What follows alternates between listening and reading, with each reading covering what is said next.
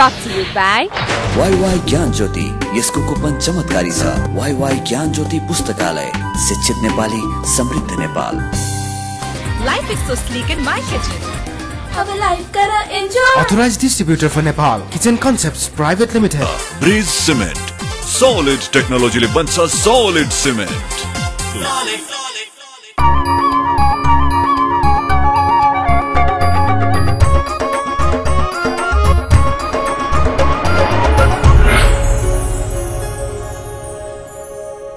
Himalaya television देख रहा सभी दर्शकों में मैं दयाराम अग्रवाल को प्यार भरियो अभिवादन।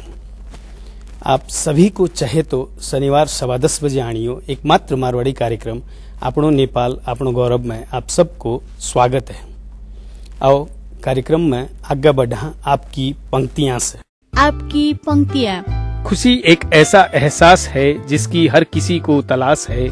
गम एक ऐसा अनुभव है जो हर किसी के पास है, पर जिंदगी तो वही जीता है जिसे खुद पर विश्वास है। आप लोग भी पंक्तियां लिख कर भेज सको हो। आपनो nepal@himalaytv.com पर ईमेल करो। आपको नाम, ठिकानों और एक पासपोर्ट साइज की फोटो जरूर भेजियो। मैं लोग प्रयास करांगा हर एपिसोड में कुछ न कुछ पंक्तियां दिखाई जाए। अब आज का अतिथि से बातचीत। ओशो रजनीश एक अहियां का क्रांतिकारी विचारक पैदा होया जो कि आपके समय में हमेशा कोई न कोई बात न लेकर विवादित रहा और अंत तक नई नई बातें सामने लाता और उना की बातों से कोई न कोई रूप में विवाद खड़े रहते, लेकिन वह आपकी बात पर हमेशा अड़िग रहा। आज करीब 25 वर्ष होने में आ गया है उना का देहांत ने। अब उना का विचारा ने उना का भाई ओशो शैलेंद्र प्रचार प्रसार करने में लाग्योड़ा है और आज अपना करना फिर से एक बार ओशो शैलेंद्र अपना अतिथि है। इना से बातचीत शुरू करने से पहले ओशो रजनीश की प्रतिपादित विभिन्न ध्यान पद्धतियां में डायनामिक ध्यान, सक्रिय ध्यान सबसे लोकप्रिय ध्यान में से मान्यो जावा है। उनकी कुछ झलक आप लोगों ने दिखा रहा।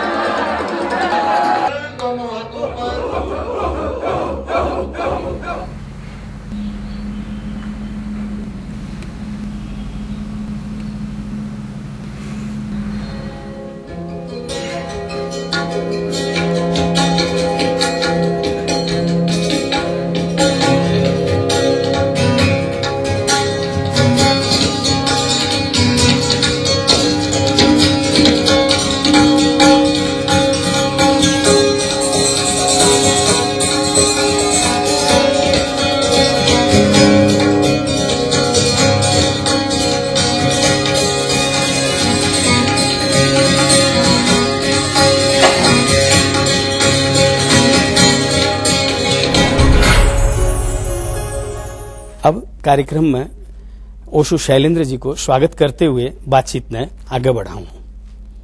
गुरुदेव, कार्यक्रम में आपका स्वागत है। नमस्कार।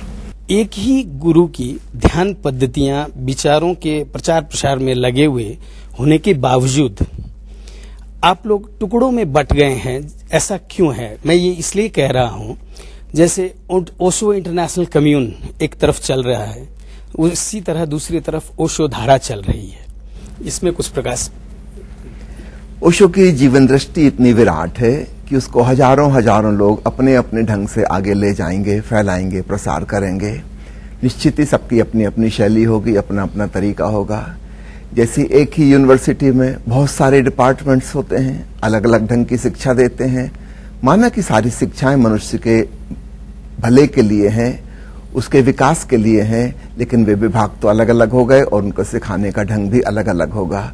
ठीक ऐसे ही जब गौतम बुद्ध का देहांत हुआ उसके बाद उनके उपदेश का प्रचार प्रसार 36 भिन्न भिन्न संप्रदायों में हुआ। ओशो की जीवन दृष्टि गौतम बुद्ध से भी ज्यादा विराट है और 3600 प्रकार के ढंग से भी उनकी बातों को प्रसारित किया जाए तो वो भी कम है।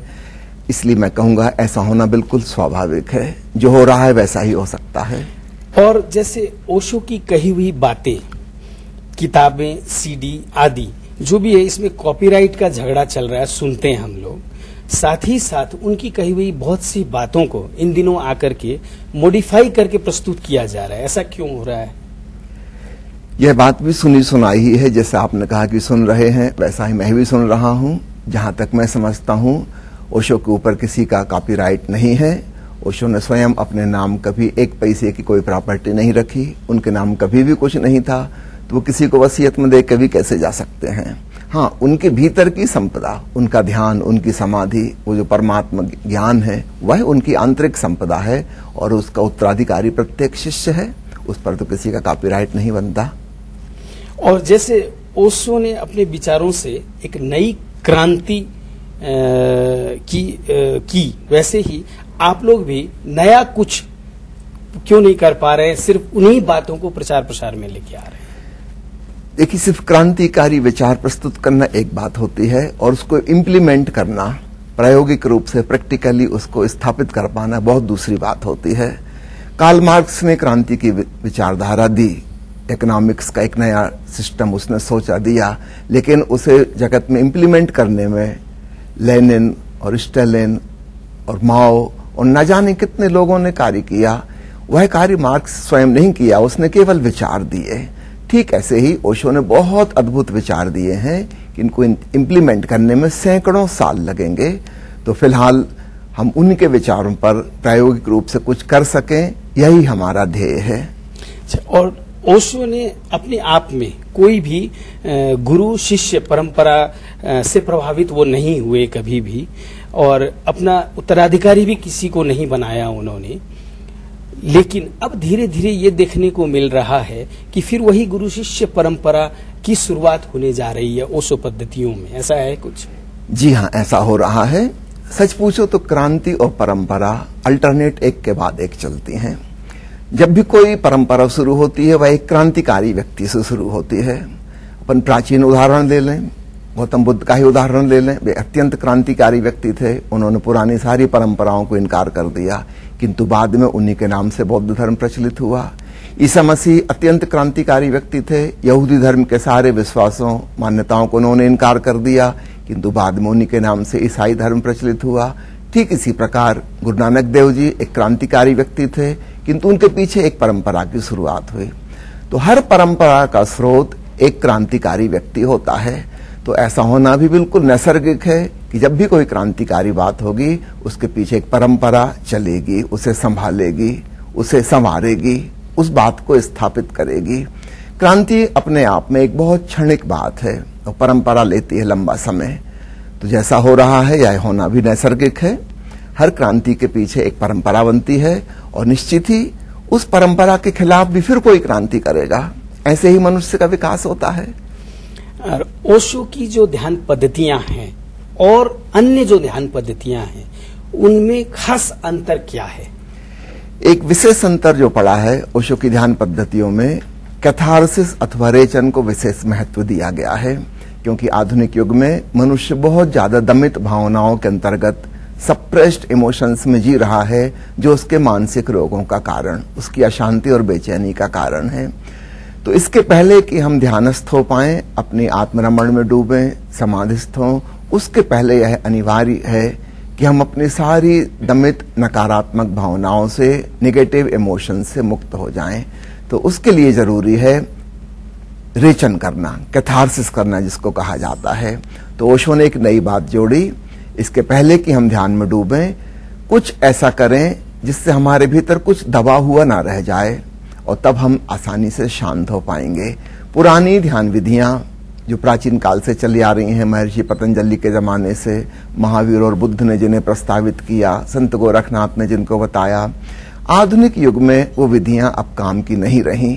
वो जिस जमाने में प्रस्तावित की गई थी, उस जमाने के काम की थी। इसको ऐसे ही समझें कि आज आधुनिक युग में पर्यावरण के प्रदूषण से नए नए रोग पैदा हो गए। अब इसमें आयुर्वेद काम नहीं कर सकता, हमें नई पैथी खोजनी होगी, नई इलाज खोजना होगा। ठीक इसी प्रकार आज के आधुनिक अशांत मनुष्य को उसकी बेचैनी दूर करने के लिए, उसे शांत करने के लिए कुछ नए प्रयोग जोड़ने होंगे, जो कि ओशो ने आधुनिक समय में किए हैं। आपने थोड़ी देर पहले डायनेमिक मेडिटेशन, सक्रिय ध्यान का नाम लिया। यह अत्यंत महत्वपूर्ण ध्यान विधियों में से एक है। गुरुदेव, एक छोटा सा ब्रेक लेते हैं, ब्रेक के बाद फिर बातचीत को आगे बढ़ाएंगे। दर्शक वृंद, एक छोटो सो ब्रेक ले रहे हैं, लेकिन ब्रेक में जाने से पहले यह हफ्ता को दर्शक प्रश्न एक बार। यो हफ्ता को दर्शक प्रश्न। लगातार तेस्रो पटक सभामुखमा निर्वाचित हुने व्यक्ति को हुन्? Option A Ramchandra Paudel, option B सुभाष चन्द्र नेम्बाङ, ऑप्शन सी दमननाथ ढुङ्गाना र ऑप्शन डी तारानाथ राणाभाग। दिएका अप्सनहरू मध्ये एन टाइप गरी स्पेस दिनुहोस् र एबीसी वा डी मध्ये कुनै एक टाइप गरी 4004 मा एसएमएस गर्नुहोस् र विजेता भई पाउनुहोस् आकर्षक उपहार। प्रत्येक हप्ता 5 जनालाई वाइवाई को गिफ्ट ह्याम्पर। ब्लूबर्ड मल त्रिपुरामा रहेको तर्बन तड्का रेस्टुरेन्टका तर्फबाट सेट मेनु थाली प्रत्येक हप्ता 2 जनालाई। Colours mobile x factor star प्रत्येक 2 हप्तामा 1 जनालाई। प्रत्येक महिना सीजी को मिक्सर ग्राइन्डर 1 जनालाई। विजेताको नाम आउँदो शनिबार बिहान 10:15 बजे आफ्नो नेपाल आफ्नो गौरवमा घोषणा गरिनेछ।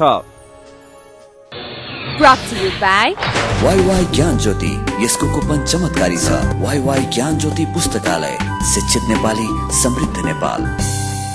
Life is so sleek in my kitchen. अब लाइफ करा enjoy. Authorized distributor for Nepal, Kitchen Concepts Private Limited. Bridge cement, solid टेक्नोलोजीले बन्छ सॉलिड सिमेन्ट। ब्रेक के बाद आप सबको फिर से स्वागत है। अभी आप बातचीत कर रहे हैं ओशो शैलेंद्र जी से, और इन बातचीत ने फिर से आगे बढ़ावा। जैसे ध्यान एक शब्द बहुत प्रचलित शब्द है, इसका वैज्ञानिक कारणों सहित कुछ बताइए, है क्या आखिर? ध्यान का जो हम सामान्य अर्थ लेते हैं वो है होश, अटेंशन, अवेयरनेस, सजगता, जागरूकता, भिन्न भिन्न शब्दों में हम कहते हैं। आपने पूछा है इसका वैज्ञानिक आधार क्या है, उन शब्दों में कहूं तो फिलहाल संसार में जीते हुए हमारा जो ध्यान है, अटेंशन है, वह एक्सट्रोवर्ट अवेयरनेस है, बहिर्मुखी चेतना है। और अध्यात्म में हम जिसे ध्यान कहते हैं वह इंट्रोवर्ट कॉन्शसनेस, अंतर्मुखी चेतना है। अर्थात यही होश की धारा जो कि बाहर की ओर बह रही है, अगर भीतर की ओर पलट जाए, स्वयं अपनी ओर, तो हमें अपना आत्मज्ञान हो जाएगा। ये ठीक ऐसे ही है जैसे एक टार्च की रोशनी जिस जगह पड़ेगी वह जगह उजागर हो जाएगी, दिखाई देने लगेगी। तो सामान्यतः हमारा होश, हमारे ध्यान की धारा बाहर संसार के व्यक्तियों की तरफ, वस्तुओं की तरफ, परिस्थितियों की तरफ लगी है। हम स्वयं अंधकार में हैं, दिया तले अंधेरा है। काश इसकी रोशनी की दिशा पलट जाए, थोड़ी देर के लिए सही, 24 घंटे में से घंटे भर के लिए सही, अपनी ओर हमारा ध्यान हो जाए, तो उसका नाम मेडिटेशन हो गया। तो साधारण ध्यान का अर्थ अटेंशन, लेकिन अध्यात्म में ध्यान का अर्थ मेडिटेशन, अर्थात टुवर्ड्स वन सेल्फ, स्वयं की ओर अपना होश, जिससे आत्मज्ञान फलित हो सके, हम स्वयं को जान सकें कि मैं कौन हूं, मेरा वास्तविक स्वरूप क्या है। तो जैसे ध्यान में परम अवस्था की पहली अनुभूति कैसी होती है? जिसको आत्मज्ञान कहा जाता है, उसकी पहली अनुभूति हम नेगेटिव टर्मिनोलॉजी में समझ सकते हैं। सामान्यतः हमारा मन विचारों से भरा हुआ है। जब ध्यान में डुबकी लगेगी तो चित्त निर्विचार हो जाएगा।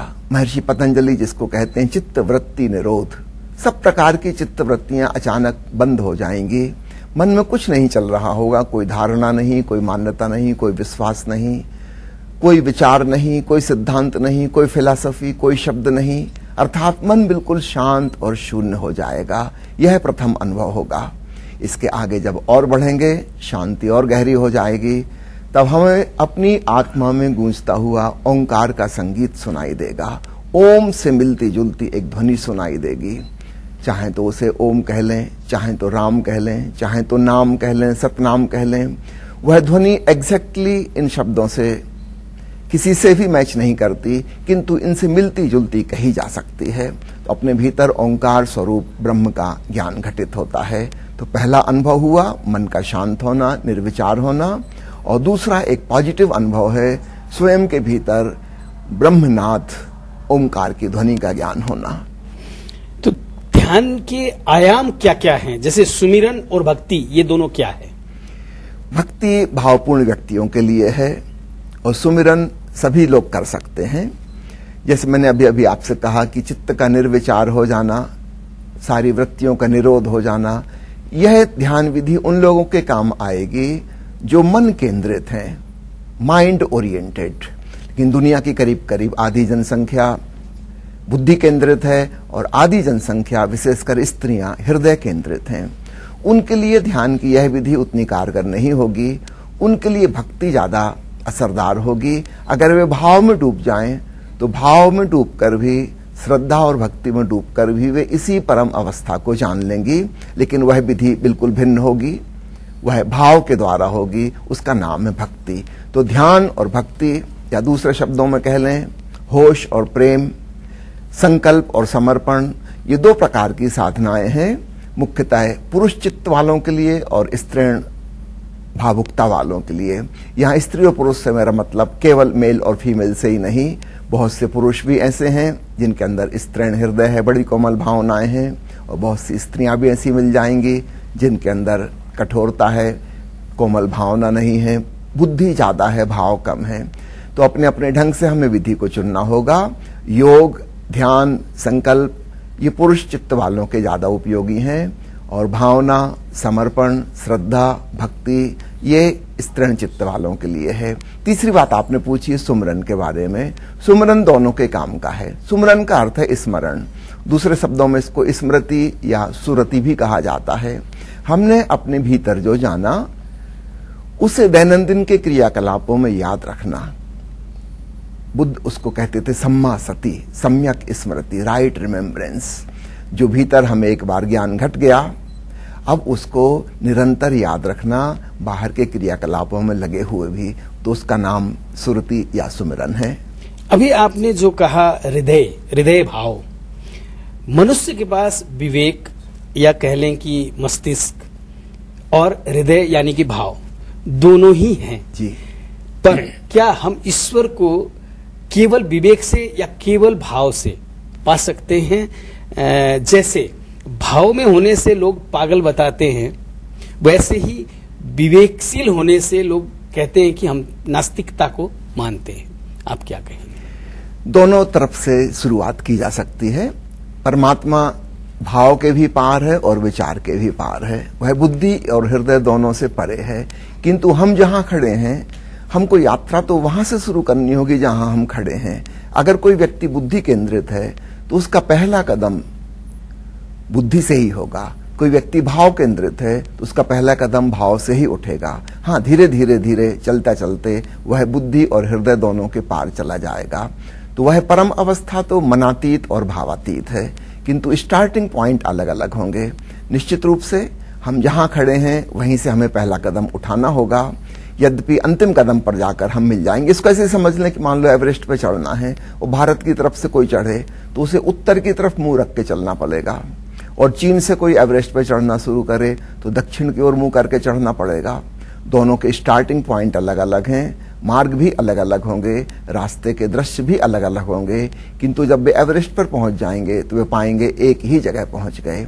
तो ठीक ऐसे ही परमात्मा की परम मंजिल वह साध्य तो एक ही है, किंतु वहां तक पहुंचने के साधन भिन्न भिन्न हैं, और इसलिए स्टार्टिंग पॉइंट अलग अलग होंगे। या तो कोई व्यक्ति विवेक से शुरू करे या फिर कोई भाव से शुरू करे। तो आपके विचार में विवेक से पहुंचना ज्यादा आसान या भाव से पहुंचना ज्यादा आसान? यह व्यक्ति व्यक्ति पर निर्भर करेगा। जैसे मैंने अभी थोड़ी देर पहले कहा, अधिकांश साधकों के लिए, पुरुषों के लिए विवेक से चलना आसान है, और अधिकांश महिलाओं साधिकाओं के लिए भाव से चलना ज्यादा आसान है। तो अपना अपना ढंग और शैली, जीवन शैली को देख के ही चुनाव करना होगा। दोनों के बीच में संतुलन आवश्यक नहीं है? संतुलन अपने आप बाद में आ जाएगा। शुरुआत में तो हम कोई संतुलन साधने की कोशिश नहीं करेंगे। इसको ऐसे समझें, अगर मुझे पैदल चलना है तो या तो बायां पैर पहले उठाऊंगा या दायां पैर। अब इन बाएं दाएं में संतुलन तो अपने आप बन जाएगा। जब एक पैर आगे बढ़ेगा तो दूसरा भी बाद में आगे बढ़ेगा, उसका भी सहयोग चाहिए। तो ना तो अकेला विवेक ना अकेला भाव, बाद में तो दोनों ही काम आएंगे। किंतु स्टार्ट तो कहीं एक से करना होगा। हम दोनों पैर से एक साथ तो नहीं चल सकते, या तो बायां पैर पहले उठेगा या दाहिना पैर पहले उठेगा, बाद में संतुलन अपने आप बन जाएगा, बाएं दाएं दोनों काम आएंगे। लेकिन आमतौर पर यह देखा जाता है जो भाव विभोर चाहे स्त्री चाहे पुरुष, वो इन आध्यात्मिकता की तरफ ज्यादा लगे हुए मिलते हैं, जबकि विवेकशील कम। ये कारण क्या है? अतीत में ऐसा रहा है क्योंकि बुद्धि उतनी विकसित नहीं थी, शिक्षा का प्रचार प्रसार नहीं था, विज्ञान विकसित नहीं हुआ था। समझें कि पिछले 100-150 साल में मनुष्य जाति में एक बड़ा परिवर्तन आया है। अब लोग भावुक कम और वैचारिक ज्यादा हो रहे हैं, ज्यादा विवेकपूर्ण हो रहे हैं। वैज्ञानिक दृष्टिकोण डेवलप हुआ है। पिछले 200-250 सालों में विज्ञान ने बहुत चमत्कार करके दिखाया है। विज्ञान शिक्षा का हिस्सा हो गया है। भाव और हृदय किसी शिक्षा का हिस्सा नहीं, कहीं भी भावना नहीं सिखाई जा रही, किंतु विचार करना, सोचना, विश्लेषण करना 25 साल तक ट्रेनिंग चल रही। कम से कम 25-30 साल लग जाते हैं व्यक्ति को पोस्ट ग्रेजुएट होते, डॉक्टरेट की डिग्री हासिल करते।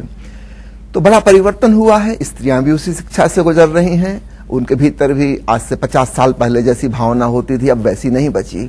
उनके भीतर भी बुद्धि और विवेक जागृत हो रहा है। तो आपकी बात बिल्कुल सही है। अतीत में हृदय प्रधान लोग ज्यादा परमात्मा की ओर कदम बढ़ाते थे, भक्ति में डूबते थे, भगवान को पाते थे। लेकिन वर्तमान समय में और आने वाले समय में निश्चित रूप से विवेक से ही ज्यादा लोग परमात्मा तक पहुंचेंगे। हृदय का मार्ग धीरे धीरे संकीर्ण होता जा रहा है, क्योंकि हृदय में स्थित लोगों की गिनती ही कम होती जा रही है, भविष्य में और भी कम होगी। तो बुद्धि का मार्ग, खासकर बुद्ध और महावीर, पतंजलि, लाओ त्सु, इन संतों का मार्ग भविष्य में बड़ा रास्ता बनेगा, चौड़ा रास्ता, हाईवे। और भक्ति का मार्ग संकीर्ण होता जाएगा। मीराबाई जैसे लोग कम होंगे दुनिया में, अब बुद्ध जैसे लोग ज्यादा हो सकते हैं। एक वैज्ञानिक सोच विचार वाला व्यक्ति भी बुद्ध के मार्ग पर चल सकता है, ओशो के मार्ग पर चल सकता है। और जैसे ओशो का जो मैंने थोड़ी देर पहले कहा था, सबसे लोकप्रिय ध्यानों में से डायनामिक को माना जाता है, इसके बारे में संक्षेप में कुछ बताइए, आखिर है क्या? यह सक्रिय ध्यान अथवा डायनेमिक मेडिटेशन 5 चरणों में है। 1 घंटे का यह ध्यान है। शुरुआत के 3 चरण 10-10 मिनट के हैं और अंतिम 2 चरण 15-15 मिनट के हैं। पहले चरण में प्राणायाम से शुरुआत की जाती है, गहरी और तेज सांस, जिसमें कोई विशेष रिदम, कोई विशेष लय ना हो। एक प्रकार की केओटिक ब्रीदिंग, अराजक श्वास, बहुत गहरी और बहुत तेज, जितनी तेज बन सके उतनी तीव्रता से सांस लें। 10 मिनट इस प्रकार का प्राणायाम किया जाता है। इसमें हमारे भीतर अद्भुत जीवन ऊर्जा जागती है, योग की भाषा में जिसे कुंडलिनी शक्ति कहा जाता है। प्राणायाम के द्वारा उस ऊर्जा को जगाकर फिर दूसरे चरण में प्रवेश करते हैं, जिसे रेचन या कैथारसिस कहा जाता है। उसमें जो भी हमारे भीतर उस क्षण में चल रहा है उसे हम पूरे शरीर से व्यक्त करें। किसी को हंसी आ रही है तो हंस ले, रोना आ रहा है तो रो ले, किसी को क्रोध आ रहा है तो घूंसे चला ले, लातें फटकार ले, चीख ले, चिल्ला ले, जो मन में हो वैसा कर ले। छोटे बच्चे जैसा सरल और निर्दोष हो जाए। 10 मिनट के लिए भूल जाए कि मैं एक पढ़ा लिखा सभ्य सुशिक्षित आदमी हूं। अपने अकेले कमरे में बंद, खिड़की दरवाजे बंद किए ताकि किसी को डिस्टर्ब ना हो, और 10 मिनट के लिए बिल्कुल पागल जैसा हो जाए। क्रोध आ रहा है तो क्रोध कर ले, चीखना है चीख ले, गाना गाना है गाना गा ले, उछलना है उछल ले, जमीन पर लोटपोट होना है लोटपोट हो जाए। हृदय की सारी दमित भावनाओं का विसर्जन हो जाएगा। मन में जो जो सप्रेशंस हैं वे सब निकल जाएंगे और 10 मिनट में एक प्रकार की भीतरी सफाई, स्वच्छता, एक प्रकार की पावनता निर्मित हो जाएगी। अब हम तैयार हो गए तीसरे चरण में जाने के लिए, जिसमें एक मंत्र का प्रयोग किया जाता है। सूफियों का एक मंत्र है अल्लाहू, उसका जो आखिरी हिस्सा है हु, उसकी ध्वनि की जाती है। उछलते हुए पंजों के बल दोनों हाथों को ऊंचे करके हु हु हु की आवाज की जाती है। इसकी चोट नाभि केंद्र पर पड़ती है, जहां हमारी कुंडलिनी शक्ति सोई हुई पड़ी है। वह शक्ति और जागृत होती है। तो पहले श्वास के द्वारा और बाद में हु मंत्र के द्वारा यह जीवन ऊर्जा, वाइटल फोर्स जागृत होता है। और अचानक तब आवाज आती है 10 मिनट के बाद स्टॉप की। जहां हैं जैसे हैं वैसे ही रुक जाएं, मूर्तिवत, पाषाणवत। फिर कोई हलन चलन नहीं, कोई आवाज नहीं, एक सन्नाटा। अपने ही साक्षी हो जाएं। जागरण अपनी पराकाष्ठा पर पहुंच जाएगा इन क्षणों में। आप स्वयं के प्रति होश रखें, भूल जाएं 15 मिनट के लिए सारे जगत को, अपने प्रति होश, जैसे स्वयं ही स्वयं को दूर से देख रहे हों। इसको कहा जाता है दृष्टा भाव अथवा साक्षी भाव, विटनेसिंग कॉन्शियसनेस। 15 मिनट ध्यान की इस पराकाष्ठा पर रहकर अत्यंत गहरी शांति से और आनंद से भर जाएंगे। फिर आता है 5वां चरण, जिसमें अहोभाव या ग्रेटिट्यूड मनाया जाता है, एक प्रकार का उत्सव मनाया जाता है। बहुत मधुर संगीत के संग नृत्य शुरू होता है और जो शांति आनंद हमने पाया उसके लिए धन्यवाद के भाव से भरते हैं। परमात्मा के प्रति, इस सारे अस्तित्व के प्रति एक प्रकार का सेंस ऑफ ग्रेटिट्यूड, एक शुक्रिया का भाव, और यहाँ पर ध्यान का समापन होता है। तो ये 5 चरण हैं सक्रिय ध्यान के। अच्छा गुरुदेव, हम फिर से एक ब्रेक लेते हैं, ब्रेक के बाद फिर बातचीत को आगे बढ़ाएंगे। दर्शक वृंद, फिर से एक ब्रेक ले रहे हैं, लेकिन ब्रेक में जाने से पहले भूली बिसरी याद और बधाइयां को सेगमेंट।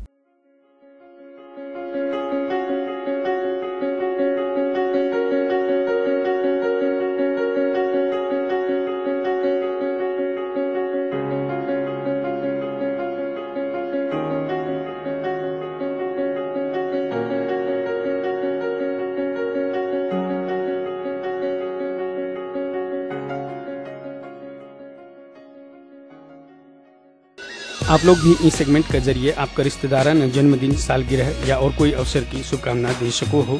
बस थाने इतनो करनो है, जन शुभकामना देना चाहो हो उना की फोटो और थारी आपकी फोटो एवं दोनों को नाम और अवसर को नाम अपनो nepal@himalayatv.com पर ईमेल करो। हमारी हर संभव कोशिश रहेगी ज्यादा से ज्यादा शुभकामना संदेश प्रसारण कर सके। भूली बिसरी यादें। या निशा सर्वभूतानां यस्मिन जागृति संयम। जब भी किसी का कल्याण हुआ है तो एकांत में हुआ है, अंधेरे में हुआ है। जो अंधेरे से डरना छोड़ते हैं वही कल्याणकर्ता को प्राप्त करते हैं। तो रात्रि का समय, इसलिए रात्रि का, शिवरात्रि का वास्तविक अर्थ है रात्रि पूजन। इस दिन शिव की चारों प्रहर की रात्रि का पूजन होता है। अलग अलग ढंग से इसकी पूजा की जाती है। शिव का पूजन करके कल्याणकर्ता से अपने कल्याण हेतु उनसे वर मांगा जाता है। पशुपति शब्द जो इसको दिया गया है बड़ा अद्भुत है। दयाराम जी, पशुपति शब्द को खोजिए। पशु और उसका स्वामी, पशुओं का स्वामी, इसको पशुपति कहा गया। कृष्ण को भी एक जगह पशुपांगजाय के नाम से कृष्ण की पूजा की गई है भागवत में, लेकिन पशुओं का पति यही है। पशु कौन से पशुओं की बात? पशु नाम है हमारे भीतर की 5 इंद्रियों का। ये जो हमारी 5 ज्ञानेंद्रियां हैं, देखना, सुनना, सूंघना, स्वाद, स्पर्श, ये 5 प्रकार से जो हम ज्ञान प्राप्त करते हैं, इसमें right impact and bad impact, ये दोनों तरह से हम लोग करते हैं ना। बैड इंपैक्ट भी तो करते हैं ना, और राइट इंपैक्ट की तरफ भी जाते हैं। पशुपति ये पशुओं का स्वामी है, ये इंद्रियों का स्वामी है। जिसने इंद्रियों को विजित कर लिया वही पशुपति हो सकता है। Brought to you by वाई ज्ञान ज्योति, यसको कुपन चमत्कारी छ। वाई ज्ञान ज्योति पुस्तकालय, शिक्षित नेपाली, समृद्ध Nepal. Life is so sleek in my kitchen. अब लाइफ करा enjoy. Authorized distributor for Nepal, Kitchen Concepts Private Limited. Bridge cement, solid टेक्नोलोजीले बन्छ सॉलिड सिमेन्ट। ब्रेक के बाद आप सबको फिर से स्वागत है। अभी आप बातचीत कर रहे हैं ओशो शैलेंद्र जी से, और इन बातचीत ने फिर से आगे बढ़ावा। गुरुदेव, आज की भागदौड़ भरी जिंदगी में गृहस्थ में रहते हुए ध्यान की परम अनुभूति पाने के लिए जो आवश्यक परम मौन जो है, वो वातावरण प्राय असंभव है। फिर ध्यान कैसे लगेगा? हमें अपना आंतरिक मौन खोजना होगा, है ना। आप ठीक कह रहे हैं, आज की दुनिया में बाहर तो मौन और शांति संभव नहीं है। हमें अपने भीतर ही वह जगह खोजनी होगी जहां बिल्कुल मौन है, जहां विचारों का कोलाहल नहीं है। अब बाहर की दुनिया में उम्मीद लगा के ना बैठें, ऐसी आशा ना करें कि बाहर शांति हो जाएगी तब हम भीतर शांत हो जाएंगे। गए वो दिन जब जंगलों में लोग चले जाते थे, अब ना तो इतने जंगल हैं और लोगों की गिनती इतनी ज्यादा हो गई, अगर सब जंगल में पहुंच गए तो वहां भी शोरगुल मच जाएगा। सारे लोग अगर हिमालय पे चले गए तो हिमालय की बर्फ भी पिघल जाएगी। नहीं, अब तो हमें कुछ और उपाय करना होगा आज की नई इस परिस्थिति में। अब समाज को त्याग कर, परिवार को छोड़कर, गृहस्थी से दूर जाकर ध्यान नहीं करना है। जहां हम हैं अपना उत्तरदायित्व निभाते हुए, वहीं हमें अपने भीतर शांति खोजनी होगी और वही हमारी असली शांति होगी। जंगल में जो शांति मिलती है वह जंगल की शांति, वो हमारी शांति नहीं है। उससे धोखा खड़ा हो जाता, लगता कि हम शांत हो गए। वहां तो अशांत होने का कोई उपाय नहीं है। हाँ, गृहस्थ जीवन जीते हुए अगर कोई व्यक्ति शांत हो गया, तब सुनिश्चित रूप से उसने कुछ नई संपदा पाई है। अपने भीतर मौन और शांति को जाना है। ध्यान सीखने के लिए महंगा होने के चलते शिविरों से जुड़ना आम आदमी के लिए असंभव प्राय है। क्या आम आदमी को परमात्मा को पाना आवश्यक नहीं है?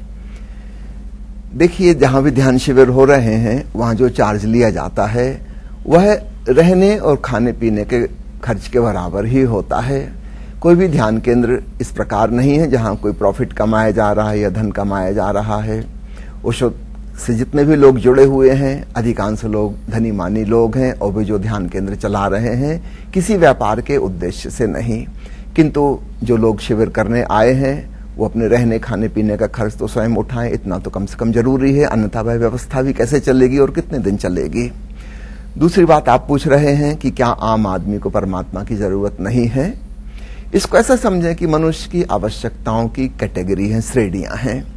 सबसे पहली हमारी जो जरूरत है वो भौतिक जरूरत है, फिजिकल नीड्स। आदमी को भोजन चाहिए, पानी चाहिए, कपड़े चाहिए, दवाएं चाहिए, रहने को मकान चाहिए, यातायात के साधन चाहिए। ये हमारी मोस्ट बेसिक फिजिकल नीड्स हैं। जब ये पूरी हो जाती हैं तब हम एक सेकंड स्टेज पे पहुंचते हैं जहां मेंटल नीड्स, मानसिक जरूरतें शुरू होती हैं। साहित्य चाहिए, संगीत चाहिए। कल हम सुनने गए थे यहाँ काठमांडू में पंडित हरिप्रसाद चौरसिया जी का बांसुरी वादन, पूरा हाल खचाखच भरा हुआ था। निश्चित रूप से कोई सड़क पे भीख मांगने वाला व्यक्ति तो वहां नहीं आया था, उसको बांसुरी में रस नहीं हो सकता। संगीत में रस उसी का होगा जो पेट भरा हुआ है, जिसको कुछ और हायर नीड्स शुरू हो गई। 2 घंटे लोग स्पेल बाउंड बांसुरी वादन सुनते रहे। तो साहित्य जरूरत है, मनोरंजन जरूरत है, किताबें जरूरत हैं, कविताएं जरूरत हैं। किसी भिखारी को जाके हम रविन्द्रनाथ टैगोर की गीतांजलि दें कि पढ़ो, बहुत अच्छी किताब है, इस पर नोबेल प्राइज मिला है, उठा के हमारे चेहरे पे दे मारेगा कि मुझे रोटी चाहिए, इस किताब का मैं क्या करूंगा, कविताओं से पेट नहीं भरता। तो जब हमारा पेट भर जाता है तब मानसिक जरूरतें शुरू होती हैं। ये सेकंड कैटेगरी है। इसके बाद और इमोशनल नीड्स हैं। हम केवल शारीरिक और मानसिक जरूरतों से ही तृप्त नहीं हो जाते, हम भावनात्मक रूप से जुड़ना चाहते हैं। हम चाहते हैं हमारा घर हो, गृहस्थी हो, परिवार हो, मित्रों का संगठन हो, क्लब हो, जहां हम जाएं, मिलें जुलें, एक भावनात्मक रिलेशन। सिर्फ तन और मन ही हम नहीं है, हृदय भी हमारे भीतर है, उसकी भी तृप्ति जरूरी है। जब ये तीनों तृप्त हो जाते हैं तब चौथी और गहरी जरूरत शुरू होती, स्पिरिचुअल नीड, आध्यात्मिक जरूरत। जिस व्यक्ति के पास सब कुछ है, खाने पीने का इंतजाम है, रहने को घर है, गृहस्थी है, परिवार है, सुख शांति से रह रहा है, विवेकपूर्ण ढंग से बुद्धिमान होकर पढ़ाई लिखाई करके शिक्षित होकर वह जी रहा है, सारी जरूरतें उसकी पूरी हो गई, तब उसे एहसास होता है कि अभी भी किसी चीज की कमी है। Something is still missing. What is that missing? वो क्या है जिसकी अभी भी कमी खटक रही है? अभी भी पूर्ण संतोष, पूरी तृप्ति का एहसास नहीं हो रहा। तब एक बेचैनी खड़ी होती कि अब और क्या चाहिए? जो मैं चाहता था वो तो सब हो गया। अब एक क्वेश्चन मार्क, एक प्रश्न चिन्ह आदमी के जीवन में लगता है और तब ध्यान की जरूरत, तब अध्यात्म की जरूरत शुरू होती है कि जब तक मैं अपने आप को न जान लूं, हु एम आई, जब तक आत्मज्ञान न हो जाए तब तक जीवन में पूर्ण संतोष और तृप्ति नहीं होगी। इसलिए आपने जो कहा है कि आत्मा परमात्मा सबकी जरूरत नहीं है, मैं आपकी बात से सहमत हूं, सबकी जरूरत नहीं है। अधिकांश लोगों को तो पेट भी नहीं भरा, उनकी तो अभी मानसिक जरूरतें भी शुरू नहीं हुई। कुछ लोग मानसिक जरूरतों के तल तक आ गए हैं, उनकी गिनती और कम है। फिर और भी कम लोग और ऊपर की जरूरतों में पहुंच पाते हैं। तो आत्मा परमात्मा तो बहुत हायर नीड्स में कहलाएगा, बेसिक नीड्स में नहीं। तो आम आदमी तो बेसिक नीड्स में ही उलझा हुआ है। तो जिनकी वो जरूरतें पूरी हो गई हैं उनके भीतर हायर नीड्स, उच्चतर मूल्यों के लिए प्यास पैदा होती है। दर्शक वृंद, अभी आप लोग सुन रहा था ओशो शैलेंद्र जी से और इना से जो बातचीत हुई है, समय अभाव के कारण सारी आप लोगों ने आज को नहीं दिखा पाया। हाँ, इनको बाकी अंश अगले सप्ताह आप लोगों ने दिखावांगा। अपने गुरु या अपने पथ प्रदर्शक से प्रत्यक्ष रूप से मिलने के लिए या उनके नजदीक पहुंचने के लिए भी जो टिकटों की व्यवस्था हो गई है, क्या ये सही हो रहा है? मनुष्य जो है मोक्ष की कामना क्यों करता है? क्या किसी ने देखा है मोक्ष क्या है? प्रकृति और ईश्वर में क्या अंतर है? मनुष्य का सबसे बड़ा गुण और अवगुण ये क्या क्या है? मनुष्य के पास जब विवेक और हृदय दोनों है, फिर भी वो क्यों भटकता है? अंत समय तक हम शरीर को क्यों पकड़े रहते हैं गुरुदेव? अगर मृत्यु जो होती है उसको ये जो कर्म कांड जो बनाए गए हैं मृत्यु के बाद के, उनकी बजाय उत्सव में परिवर्तित किया जाए। अब जाते जाते पिछले हफ्ते पूछे गए दर्शक प्रश्न को जवाब, उनका विजेता को नाम और इन हफ्ते को दर्शक प्रश्न फिर से एक बार। गत हप्ता सोधिएको प्रश्न, नवनिर्वाचित प्रधानमन्त्री सुशील कोइराला नेपालको कतिऔं प्रधानमन्त्री हुन्? अप्सन ए 36औं, अप्सन बी 37औं, अप्सन सी 38औं र अप्सन डी 35औं। यसको सही उत्तर हो अप्सन बी 37औं। दर्शक प्रश्नको भाग्यशाली विजेता भई वाईवाई को गिफ्ट ह्याम्पर पाउन सफल 5 SMS कर्ता हुनुहुन्छ 98 12 90 49 08, 98 490 86 88 7, 98 41 39 29 02, 98 540 26 026, 98 13 35 24 53। तर्बन तड्का रेस्टुरेन्टको कुपन पाउन सफल हुनुभएको छ 98 5 11 44 9 46, 98 41 24 10 87। बधाई छ, विजेताले आफ्नो परिचय खुल्ने प्रमाण सहित 1 हप्ताभित्र हिमालय टेलिभिजनको कार्यालय मध्य बानेश्वर काठमाडौँमा सम्पर्क राख्नुहोला। मोबाइल नम्बर 98 498 23 804 मा पनि सम्पर्क गर्न सक्नुहुनेछ। यो हप्ताको दर्शक प्रश्न, लगातार तेस्रो पटक सभामुखमा निर्वाचित हुने व्यक्ति को हुन्? Option A Ramchandra Paudel, option B सुभाष चन्द्र नेम्बाङ, अप्सन सी दमननाथ ढुङ्गाना र अप्सन डी तारानाथ राणाभाइ। दिएका अप्सनहरू मध्ये एन टाइप गरी स्पेस दिनुहोस् र एबीसी वा डी मध्ये कुनै एक टाइप गरी 4004 मा एसएमएस गर्नुहोस्। और इस कार्यक्रम के बारे में आपकी कोई भी सलाह सुझाव प्रतिक्रिया हो है तो मेरे से टेलीफोन संपर्क कर सको हो 98 498 23 804 में, या ईमेल संपर्क कर सको हो अपनो नेपाल@himalayatv.com पर। और अब आप फेसबुक संजाल में भी हाँ अपनो नेपाल पेज में जाकर के सारी जानकारी ले सको हो, और पुराना एपिसोड देखने के लिए यूट्यूब में लॉग ऑन कर सको हो, और ट्विटर में भी माने फॉलो कर सको हो।